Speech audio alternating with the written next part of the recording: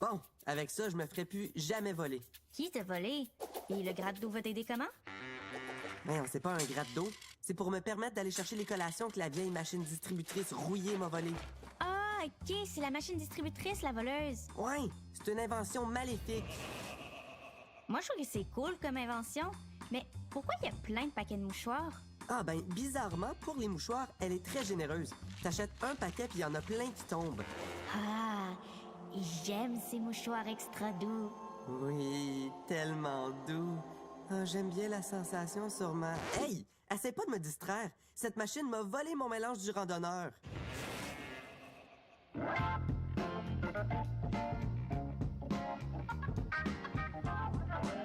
Avant que tu t'emportes trop face à cette invention qui rend pourtant des millions de personnes heureuses dans le monde entier, laisse-moi t'expliquer. L'invention de la première machine distributrice date du 1er siècle.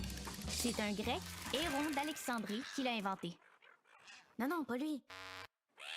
Lui, la première machine vendait des libations. C'est comme de l'eau bénite à offrir à ton Dieu.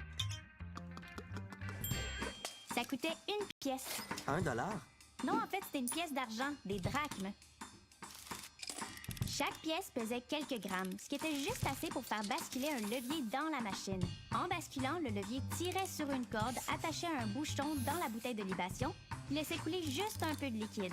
Mais une fois que le levier revenait en place, le bouchon retombait puis l'eau arrêtait de couler. Wow! J'ai hâte de savoir quelle machine ils ont inventée au 2e, 3e, 4e siècle. En fait, il va y avoir une grosse pause de plusieurs centaines d'années jusqu'au 17e siècle.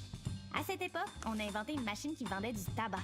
On mettait de l'argent pour qu'elle s'ouvre et une fois ouverte, les gens devaient prendre la quantité de tabac pour laquelle ils avaient payé.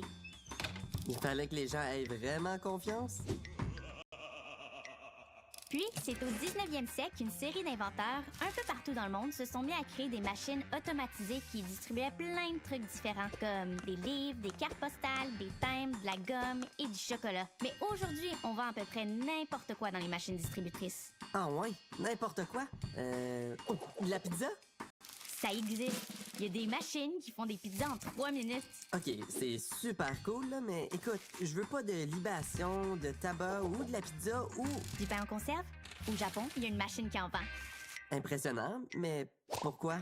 Ben, je sais pas, pour les gens qui aiment le pain en conserve. En Californie, il y avait une machine distributrice qui vendait du caviar. Ça pouvait coûter jusqu'à 650 $ la conserve. Ouf!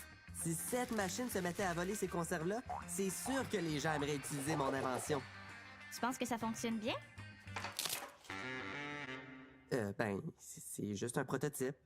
Mais tu sais, au moins, si ça fonctionne pas, la machine t'a déjà donné plein de mouchoirs pour sécher tes larmes. Et aussi, tiens ton mélange de randonneur. Sérieusement? Si je te l'avais donné plus tôt, t'aurais jamais connu l'origine des machines distributrices.